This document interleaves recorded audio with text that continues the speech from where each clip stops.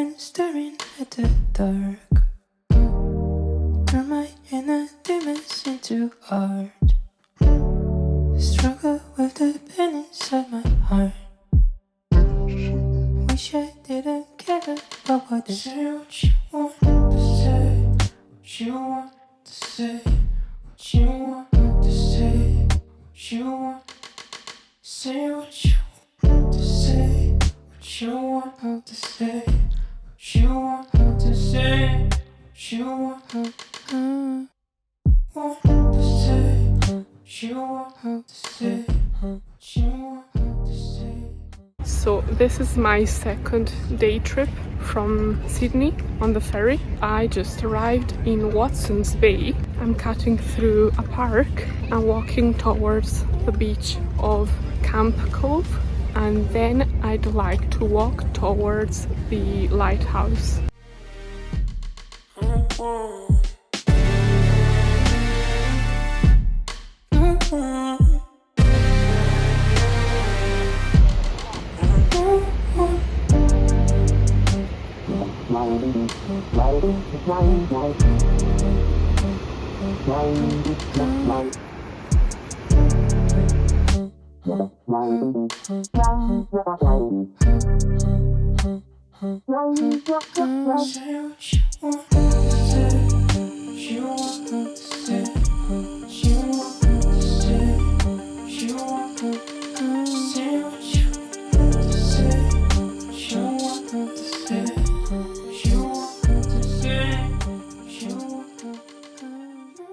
The Dunbar was built in Sunderland, in England, in 1853, I think, and it's considered the Titanic of its time. It was built for the gold rushes period to transport passengers. It was a passenger and cargo vessel. It was surprised by a storm, and as you can see here, from a total of 122 passengers, only one survived.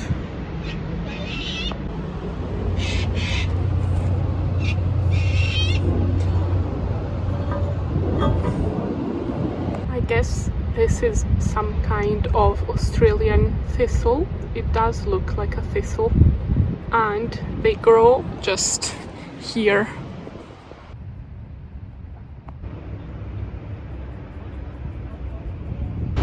That exercise was fantastic because I would have walked past, but then I was doing the exercise, noticing things, and I saw this, which I totally would have missed, or maybe not, because it's so loud. It would have caught my attention.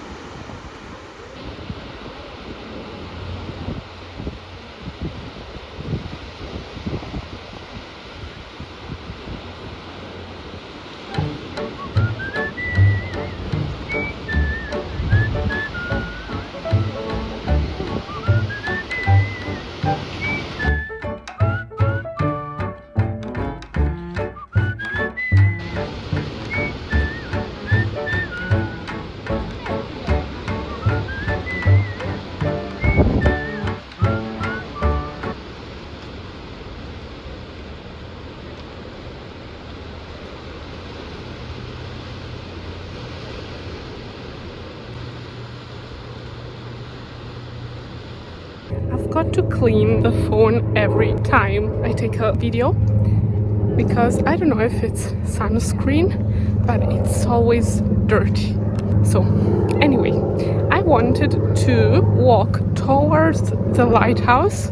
I can't remember what it's called, but the path was closed, so I'm walking another. I'm really enjoying Sydney.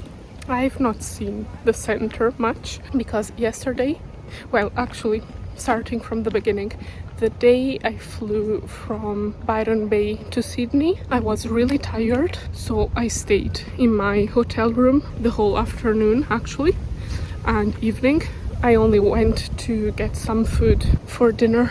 Then, the following day, I got the bus to Bondi. I did the Bondi to Coogee coastal walk, which was incredible. And I think I will do it again on Tuesday, I think, because on Monday I'm seeing my high school friend again. Thankfully she's got a day off, and then I'm going to meet the sister of a friend of mine as well. So I'm really lucky because I've got plenty of plans in Sydney. Yeah, and then yesterday I went to Manly. I thought it was pronounced Manly, but I don't know if it's the Australian accent.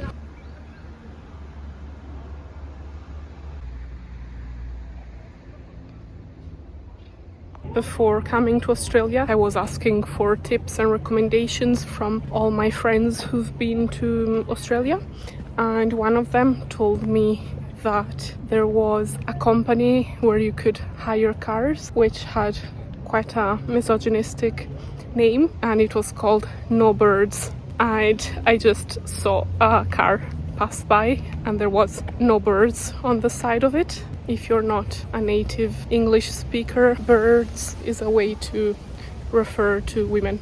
I did a quick Google search and I found out that it originated in 1958 and they didn't employ young women to deliver cars, and so it means a no-frills approach that saves you a lot of money, because it was a common practice to employ young women to attract customers, and the slogan is still very successful to this day. That's what it's called, Hornby Lighthouse. Let's see if I can do that. And I've got to top up on water.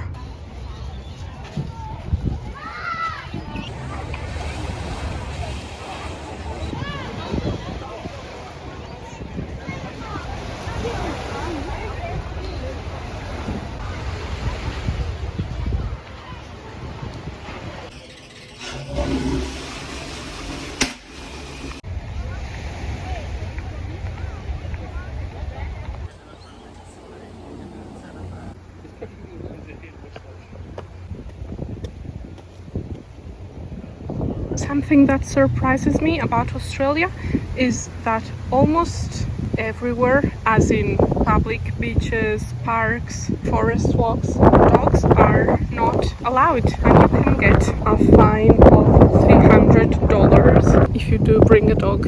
I wonder why they're not allowed. Because of the wildlife, I guess. I don't know if Sydney is bigger than Melbourne. I know it's got a bigger population, but from here it looks smaller to me. I don't know if it's just the perspective, but in Melbourne I feel like there are more skyscrapers. Well, maybe Sydney is bigger, but it's lower. Like it's surrounded by lower buildings instead of skyscrapers.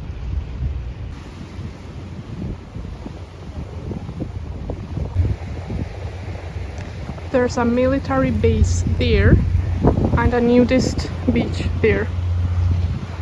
Well, if you walk straight, there's the Hornby Lighthouse.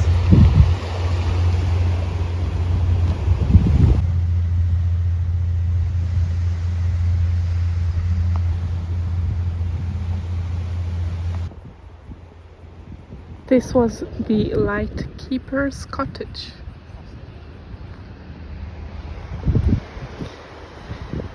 Not a bad job, I would imagine. Maybe a bit lonely, which is also a pro.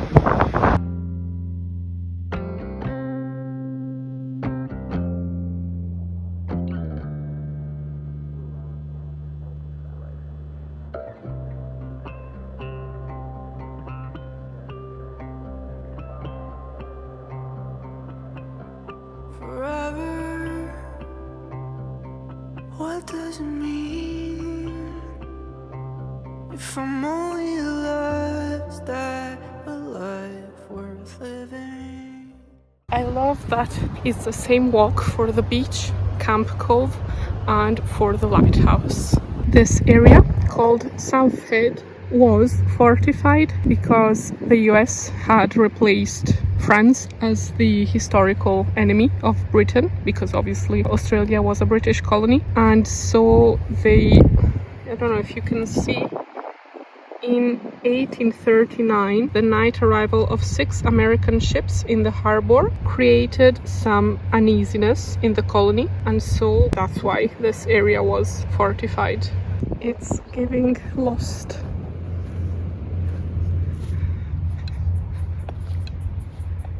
The military base is also giving lost. If you haven't watched Lost, watch it. It's one of the biggest TV series ever made, in my opinion, and not only mine. It was the first TV series which gave way to nowadays TV series with episodes that were that long, I think. Forever, what does it mean if I'm only alive? Is that a life worth living? Felt every emotion, every degree of ups and downs. Seen 1,000 orange reds turn olive brown. And what makes something a bad decision? If nothing makes me feel better, I want more today, want more tonight. I'm friends with the empty feeling under my bed, deep in my mind. I love the taste of you, my vampire.